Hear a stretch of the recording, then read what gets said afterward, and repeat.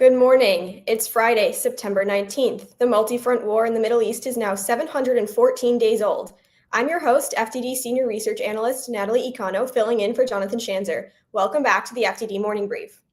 Well, at least one senior Hamasnik survived Israel's strike in Qatar. On Wednesday, Hamas's very own Ghazi Hamad appeared on Al Jazeera, his first public appearance since the September 9th strike. Hamad was at the meeting Israel targeted, but apparently evacuated and lived to tell the tale. He recounted the day of the attack before bashing the American mediators as obstinate and bitter.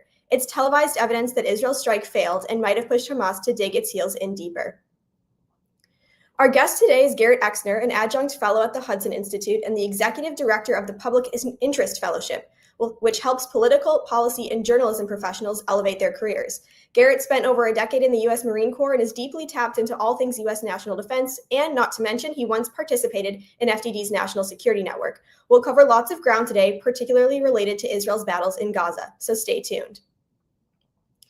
I don't know about you, but this news cycle is making it far too easy to stay down in the dumps. So today, I want to bring you some potentially good news. There have been rumblings that Israel and Syria are on the verge of signing a security agreement.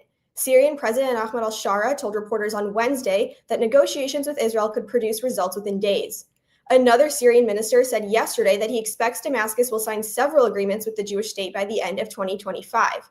And shout out to Syrian Foreign Minister Asad al-Shabani, who arrived in Washington yesterday. He's the first Syrian foreign minister to touch down in the USA for an official visit in a quarter century.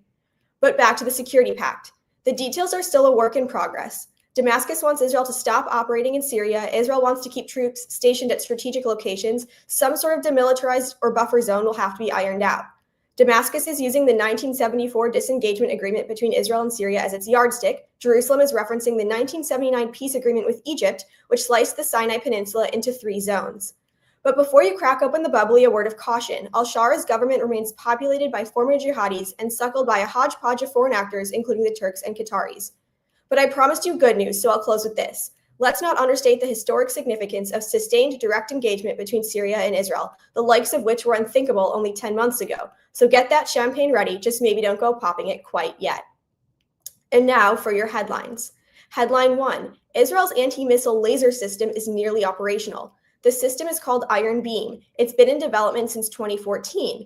On Wednesday, Israel's defense ministry said that Iron Beam successfully passed testing and should be operational by the end of the year. The lasers are going to complement Israel's existing air defense systems like Iron Dome, David Sling, and Arrow. Those systems use interceptors that cost tens of thousands a pop. The lasers cost peanuts in comparison. This is the stuff of science fiction, and it's about to tug at your heartstrings. Here's why. Israel's defense ministry renamed the system in Hebrew to Or Eitan, which means Eitan's light. It's named after a 22-year-old IDF commander who was killed in Lebanon last year. His father helped initiate and develop Iron Beam. Headline 2, 2 Israeli soldiers were killed in an attack at the Allenby border crossing between Jordan and the West Bank. The assailant was a Jordanian citizen. He was a truck driver tasked with transporting humanitarian aid from the Hashemite kingdom to the Gaza Strip. As he drove through the Allenby crossing yesterday, the soon-to-be assassin opened fire. Then he hopped out of the truck, pulled out a knife, and stabbed 2 Israeli soldiers before he was taken out by security guards. Israel subsequently halted aid transfers through Jordan until the Jordanian government investigates the incident. The attack, which is by no means an isolated incident, is a reminder that security cooperation between Israel and Jordan is a key part of their partnership, and it should continue. Just this morning, I woke up to news that the IDF dismantled a terrorist cell near Ramallah that was producing rockets poised to launch. And headline 3, the Houthis are still at it. Yesterday, a Houthi drone evaded Israeli air defenses and slammed into a hotel in Eilat. Thankfully, no one was injured. Surveillance camera footage showing the boom circulated on social media. Take a look if you're curious. It's quite dramatic. An hour or so later, Israel intercepted a second drone hurtling towards Israel from the east. That's usually code for incoming Houthi drone from Yemen. Evidently, the Houthis were unsatisfied because later in the evening, the Iran-backed terrorists fired a missile at central Israel, sending millions of Israelis into bomb shelters. Israeli air defenses intercepted the missile, and no injuries or damage were reported. All right, it's time for my interview with Garrett Exner of the Hudson Institute. Without further ado, let's bring him on the show. Welcome to the program, Garrett Exner. Hey, Natalie, thank you so much for having me. Of course. So I want to start off with an issue that I think is at the top of mind for a lot of our viewers, and that's Gaza. Earlier this week, the IDF, as you know, launched its long-anticipated invasion of Gaza City. Just for starters, how are you thinking about the offensive? What are Israel's military goals here, and how should we be reading the news? Yeah, so I think the military goal has to be the complete and total destruction of Hamas. Thus far, what we've seen is that the IDF goes in, they get close to destroying Hamas, and then for some reason, whether there's a deal that's put on the table, a partial kind of piecemeal deal, they slow down or they back off. The Biden administration put a lot of pressure on them to slow down at different points. I think what they really need to focus on is seizing and holding terrain, and then they can facilitate the complete destruction of Hamas. I think unfortunately, what we do is we listen to a lot of the international media and news, and that applies political pressure on Israel to back away from what we know war is. Right? War is simply a violent struggle between two hostile, independent wills, each trying to pose their will on the other. So you need to ratchet up violence above your enemy's will. Right? Hamas's will is just to survive this. And at different points, Israel has raised the level of violence to bring Hamas to the table. And unfortunately, each time has kind of backed away with the offer of a deal. I think the way forward is actually to raise that level of violence, seize and hold terrain in Gaza for a period of time, and then separate the populace from the terrorists so that you can prosecute a war on the terrorists themselves. So I think you're absolutely right. I think another major consideration that the Israelis are grappling with is, of course, the hostages, which is a tricky issue both politically and militarily for the Israelis. Can this sort of operation actually force Hamas's hand on the hostage file, or is it likely to cause more harm than good? I think you can. I think what we've seen over the past 2 years, unfortunately, the war has dragged on this long, but is that every time that we get to a point where Hamas is actually against the ropes, a deal comes forward. I think that causes the pressure to be released on Hamas, but there's a line of thinking out there to say, when you've got them on the ropes, you need to drive forward and go further into this to try to get these hostages back, to try to actually get rid of Hamas. That's the way this war ends, is with the destruction of Hamas. I know there's a lot of people out there that would say the war ends when all the hostages are released, but I think Hamas has shown at this point they have no desire to ever release every last hostage. So if I'm Israel in this case, I'm saying the other option I have is the complete destruction of Hamas. Those are the two goals: release of the hostage and destruction of Hamas. So if I can't get the full release of all hostages, then I have to move forward with the other goal, which is the complete destruction of Hamas. Has your calculus changed at all following that strike in Doha a couple of weeks? I think a lot of people are sort of debating whether or not that also did more harm than good, or is your thinking sort of the same as it was 2 weeks ago? I do not think it did more harm than good at all. I think it goes exactly to what I was saying earlier. And as this is a violent struggle between two wills, you have to raise the level of violence in a different way that overcomes the enemy's will. That's what Israel did, right? Hamas was thinking this war was contained in Gaza, and Israel said, okay, I'm going to expand the level of the scope, the geographic scope of the violence I'm willing to prosecute against this terrorist organization, and that should change Hamas's will. I think absolutely when you start going after leaders wherever they're hiding, like the cowards they are, you are raising the level of violence and you're changing the calculus for Hamas. So I'm all for it. Israel needs to do more of this, more expansive, and really needs to overcome kind of Hamas's will to survive and continue on doing what they were doing before October 7th. So I mentioned at the top of the program that you're a former Marine, you're a former special operations officer, and you have on-the-ground experience in Iraq. Do you see any parallels between the American experience in Iraq and Israel's experience in Gaza, or more broadly in this war? I do. I mentioned earlier, this concept of separating, or maybe I did, the concept of separating the populace from the terrorists, right? That was a problem that the U.S. dealt with in Iraq. It was very difficult to kind of get, everyone says, you have an insurgency, they're embedded amongst the populace, it's impossible to separate them. What we found, particularly in Western Iraq in the Marine Corps, is that that's not the case. You can separate them. In Western Iraq, what it was building a berm, a huge dirt berm. We just brought in a bunch of bulldozers, built berms. We started in El Qaim, and then this moved down the Euphrates River Valley to hit Abu Hayat, Haditha, and other cities, where you would berm around, you build a wall around the city, then you'd do a clearing operation through, you'd remove all weapons, explosives, everything out of the city, and then you basically just protected that berm. And now you had an isolated populace inside the city that were stripped of all weapons. And what happened was prosperity started to happen inside that city. They didn't want the terrorists to come back in, the insurgency to come back in. And now we could fight the insurgency on the other side of the berm and start going after them and be more aggressive, more violent in our actions to go after the insurgents.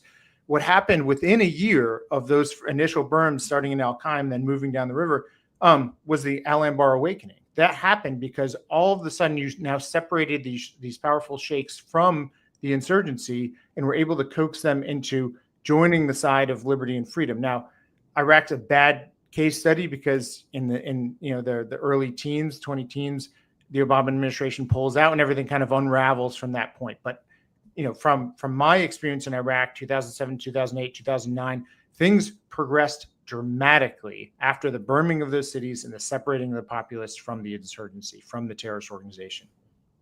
So I want to stick on U.S. history for a little bit. You published an article earlier this week reflecting on the Battle of Antietam, which was during the Civil War. It was the bloodiest day in American history. We're now 163 years later. What lessons from Antietam can we draw? First, I just gotta say thank you for plugging my article and remembering Antietam. The big case that I make is that people forget it and we don't recognize this for what it was. It's the bloodiest day in American history. And when you go there, you realize that not many tourists are visiting Antietam. They go to other places.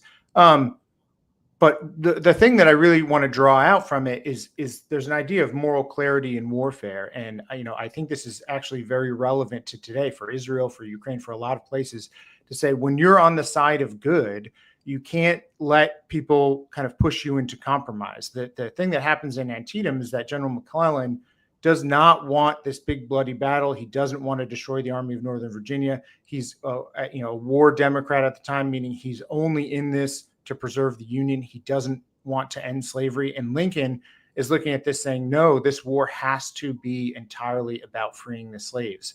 And from this death and carnage on the fields of Western Maryland, the outcome of that 5 days later is the Emancipation Proclamation, the largest expansion of liberty in America since the Revolution. 3.5 million enslaved Americans are freed from that declaration. And Martin Luther King would later, put this on par with the Declaration of Independence and as importance in terms of documents in the United States. I think the point to drive home here is that moral clarity matters when we look back at history. And I think, 20, 30 years from now, for those fighting a battle against a brutal terrorist organization, and then there's those that are telling Israel, slow down, make a compromise, maybe don't get all the hostages back, or maybe you don't need to totally destroy Hamas. Moral clarity matters. And then when we look back on history, people say, more often than not, say the person who held on to moral clarity and was on the side of good will be looked at more favorably than all of those who called for compromise, no matter how popular it was at the time. It's a really uplifting and powerful message. And I want to stay on the uplifting and the powerful. So I mentioned earlier that you're the executive director of a program called the Public Interest Fellowship. Before we get in more deeply, can you just give us a brief overview of what that program is? Yeah, the Public Interest Fellowship is actually 10 years old now. We're just trying to enrich the political life in the United States by enriching the careers of young professionals as they come to DC to work in politics, policy, or journalism, right? That encompasses 5 different fellowship programs, based on things like free markets, a constitutional republic, understanding and respecting the Constitution, and strong American foreign policy. So for young people that come to DC and believe in those things, we're offering different educational programs to help move their careers forward, connecting them with scholars, having them learn in the classroom while they're working. So it's kind of a work-study combination in different ways for young people that are generally 0 to 5 years work experience in DC. And then ideally, they'll go forward and they'll protect and preserve the things of the institutions and the nation that we care so deeply about. So in that role, you obviously engage a lot with the next generation of American leaders. You're around a lot of, very recent graduates. What gives you hope for the future of our country? Do you have hope for the future of our country? What should we be watching out for? What are your reflections on the next generation? I'm very hopeful for the country. I actually think, I tell the young people this all the time. One of the things we do at TPIF is we lead for our military history and strategy fellowship. Natalie, you've been on this, a World War II staff ride. So we go and we study America's engagement in World War II, take groups of young people to go do that. And oftentimes the question that gets asked is, does the generation that's coming up now, Gen Z and younger, Gen Alpha, I think is the next one, do they have the guts and the will and the strength to do what the greatest generation did? And my answer to them is, you absolutely do. I've seen it. I've seen it in young Marines who were 18, 19 years old in the war on terror. This young generation is the same as the greatest generation. They have the same upbringing in the United States. They just need to be pushed and tested in the right ways. I think we're seeing some of that now in the turmoil that's going on, in our political sphere.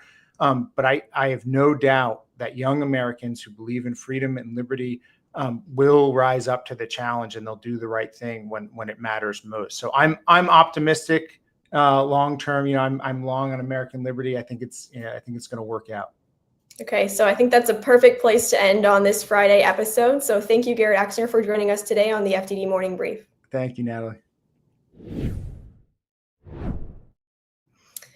Okay, here's what FDD has on tap for you today. Your regular host, Jonathan Schanzer, teamed up with my colleague Ahmad Sharawi for a piece in the national interest warning Washington not to embrace Syrian President Ahmad al-Shara too soon. Shara has sidelined the Muslim Brotherhood, but that's not evidence of reform. It could be a play for legitimacy at the UN and support from Riyadh, Abu Dhabi, and even Washington. The US must be careful not to confuse anti-brotherhood posturing with real rejection of Islamism. In Real Clear World, FDD's Jonathan Schanzer highlights how Iran's so-called reformist president, Masoud Pezeshkian, is preparing to lecture the world on human rights at the upcoming UN General Assembly. That's pretty rich coming from a guy whose regime carries out mass executions, arrests religious minorities, and silences dissidents. Jonathan argues that Washington must not let the nuclear file overshadow Tehran's brutality. As we here at FDD always say, a maximum pressure should come with a strategy of maximum support for the Iranian people. And finally, my colleague Bridget Toomey is out with a piece in FDD's Long War Journal about the recent designation of 4 Iran-backed Iraqi militias as foreign terrorist organizations, or FTOs. These groups are armed and trained by the Islamic Republic and are now subject to the full legal and financial restrictions of FTO status. It's all part of Washington's campaign to disrupt Iran's regional proxies. And that's all she wrote for today, folks. If you're craving more brainy content, check out the expert analysis on our website, fdd.org, read our quick takes on X, or watch the videos we post on Instagram and YouTube. And yes, you can still make that generous tax-deductible donation at fdd.org/invest. Tune in Monday for another episode of the FDD Morning Brief. Your regular host, John Schanzer, will be back in the saddle. Until then, thanks for letting me host you today. I'm Natalie Ecanow, signing off for FDD.